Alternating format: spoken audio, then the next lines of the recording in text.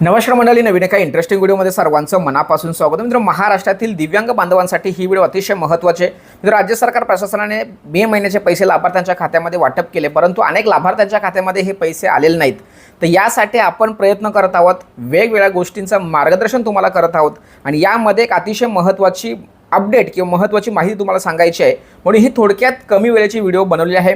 मित्रांनो, ज्या लाभार्थ्यांना पैसे आलेले नाहीत किंवा ज्या लाभार्थ्यांचे पैसे आलेत परंतु भविष्यासाठी त्यांनाही सुद्धा ही माहिती असणं खूप गरजेचं आहे. त्याचबरोबर या व्हिडिओच्या माध्यमातून जेवढेही दिव्यांग बांधवांसाठी काम करणारे जे समाजसेवक आहेत, संस्था आहेत किंवा व्हॉट्सअप ग्रुपचे ॲडमिन चालक आहेत, या सर्वांना एक विनंती असेल की तुमच्या तहसीलदार कार्यालयामध्ये एक रिक्वेस्ट करायची आहे किंवा त्यांना एक अर्ज करायचा आहे. तुम्ही सांगा, सर अर्ज वगैरे भरपूर केले, आता काय अर्ज करायला सांगतायत? पण एक लक्षात ठेवा, मी तुम्हाला जी आता काही माहिती सांगणार आहे त्या माहितीच्या आधारे तुमचं सुद्धा आणि तुमच्या आजूबाजूचे मित्रपरिवार जे दिव्यांग आहेत त्यांचंसुद्धा चांगलं काम होऊ शकतो. ते कसं काय? तर राज्य सरकार प्रशासनाने प्रत्येक तहसीलदार कार्यालयाला एक आयडी आणि पासवर्ड दिलाय. सामाजिक न्याय विशेष विभागाची जी वेबसाईट आहे, आपण ज्या ठिकाणी आपलं स्टेटस चेक करतो त्या स्टेटसवरती त्या ठिकाणी कार्यालयीन आयडी आणि पासवर्ड असतो. तो कार्यालयीन आयडी आणि पासवर्ड म्हणजे ऑफिशियल आयडी आणि पासवर्ड त्या ठिकाणी टाकून त्या ठिकाणी ज्या लाभार्थ्यांना मे महिना असेल, एप्रिल महिना असेल किंवा मार्च महिना असेल त्यांचे पैसे आलेले नाही, त्यांचा फेल रिपोर्ट जनरेट होत असतो. लक्षात ठेवा, मी काय म्हणतो व्यवस्थित समजून घ्या.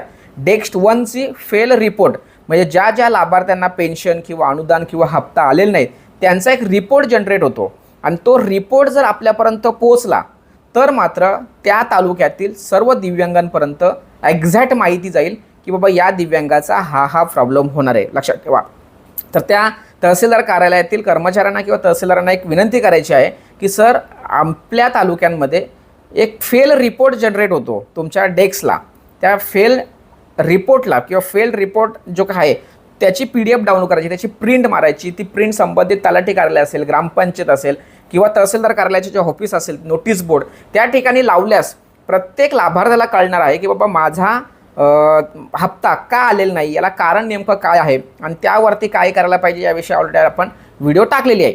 तर अशा पद्धतीने मित्रांनो आपल्याला तहसीलदारांना सांगायचं आहे की सर, तुमचं जे काही ॲडमिन ID पासवर्ड आहे किंवा ॲडमिन लॉगिंग आहे तहसीलदार डेस्कला, तहसीलदार स्टेजला, तर त्या ठिकाणी जो रिपोर्ट येतो हा रिपोर्ट 3 महिन्यात किंवा 2 महिन्यात किंवा 6 महिन्यात व्हॉट्सअपच्या माध्यमातून प्रत्येक दिव्यांग बांधवांपर्यंत पोहोचला गेला पाहिजे किंवा काही अंशी प्रत्येक कार्यालयामध्ये त्या नोटीस बोर्डमध्ये जर लावलं तर त्या ठिकाणी तुम्हाला स्पष्टपणे समजेल की बाबा कोणत्या लाभार्थ्याला पैसे आलेले आहेत किंवा आलेले नाही आहेत.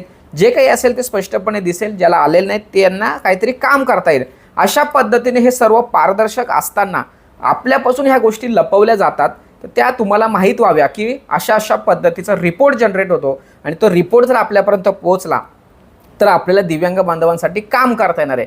अशा पद्धतीची थोडक्यात आणि महत्त्वपूर्ण अपडेट तुम्हाला द्यायची होती म्हणून ही व्हिडिओ बनवली. सदर व्हिडिओ सर्वांना शेअर करा. भेटूया पुढील व्हिडिओसह. तोपर्यंत धन्यवाद. जय हिंद, जय महाराष्ट्र.